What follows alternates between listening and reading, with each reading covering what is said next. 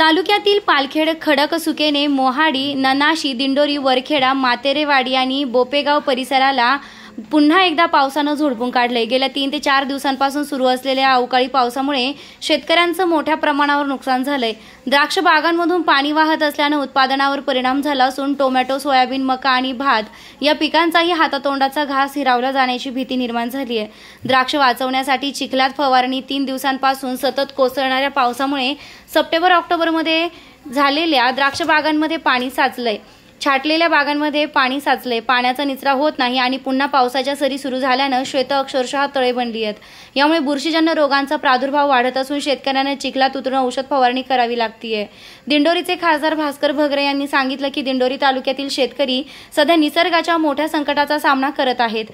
प्रशासनानं तात्काळ पंचनामे करून शेतकऱ्यांना नुकसान भरपाई द्यावी। केंद्र आणि राज्य सरकारच्या पातळीवर मदतीचा प्रस्ताव पाठविण्यात येईल असं त्यांनी नमूद केलंय। शेतकरी मात्र आता आकाशाकडे पाहत पाऊस थांबून पिके सावरावीत अशी अपेक्षा व्यक्त करत आहेत।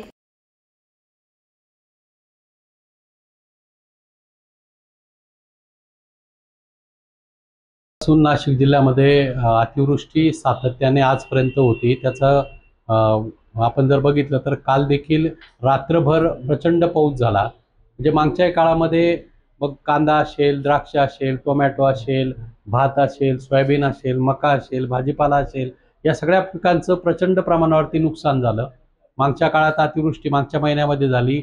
मी तर पूर्ण माझ्या मतदारसंघातील प्रत्येक तालुक्यामध्ये जाऊन पंचनामे झाले पाहिजे आणि झालेल्या नुकसानीची ताबडतोब भरपाई सरकारने केली पाहिजे किंवा त्यापेक्षा शासनाने जे निवडणुकीच्या अगोदर आता जे शासन आहे त्यांनी आश्वासन दिलं होतं की आमची सत्ता आल्यानंतर आम्ही संपूर्ण कर्जमाफी करू। आता ही परिस्थिती आता निर्माण झालेली आणि या संदर्भामध्ये मी संसदेमध्ये सुद्धा ओला दुष्काळ जाहीर करावा, शेतकऱ्यांना मदत करावी। कृषी मंत्री असेल किंवा संसदेमध्ये मांडलं।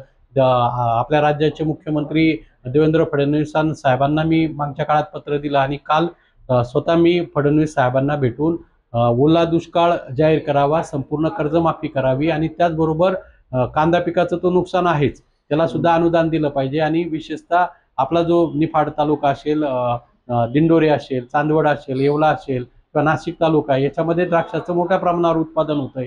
आता द्राक्षाची छाटणी झाल्यानंतर आपण जर बघितलं तर द्राक्षाला कुठल्याही प्रकारचं फळ आलेलं नाहीये।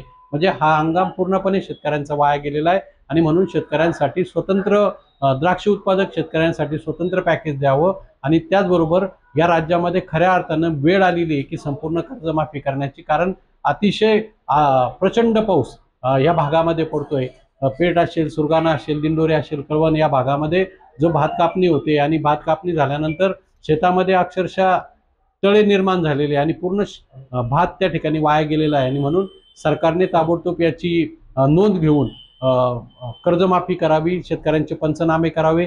मी सकाळीच कलेक्टर साहेबांना फोन केला होता, कलेक्टर साहेबांना सूचना केल्या। कलेक्टर साहेबांनी VC द्वारे संपूर्ण नाशिक जिल्ह्यातील तहसीलदारांची VC द्वारे मीटिंग घेतली आणि मीटिंग घेऊन त्यांना सुद्धा त्यांनी सूचना दिलेल्या आहेत। तर माझी विनंती शेतकरी बांधवांना की आपण सगळ्यांनी तलाठी असेल, कृषी सहाय्यक असेल, ग्रामसेवक असेल, या सगळ्यांकडे आपली जे नुकसान झाले ते नुकसानीची पाहणी करण्यासाठी किंवा पंचनामा करण्यासाठी त्यांना आग्रह धरून आपला पंचनामा करावा। कारण मी कलेक्टरांनाही सांगितलंय, तर त्या तालुक्याचे संबंधित तहसीलदार असतील त्यांना देखील सांगितलेलं आहे की कुठलाही शेतकरी पंचनाम्यापासून वंचित राहता कामा नये। कारण जी मागची मदत खरीपाची असेल किंवा आपली रब्बी पिकाची असेल ती अतिशय तुटपुंजी, परंतु ठीक आहे, सरकार जे देतंय ते शेतकऱ्याच्या पदरात पडण्यासाठी पंचनामे होणं गरजेचे आणि ते पंचनामे जास्तीत जास्त करण्यासाठी संबंधित महसूल विभाग असेल, कृषी विभाग असेल किंवा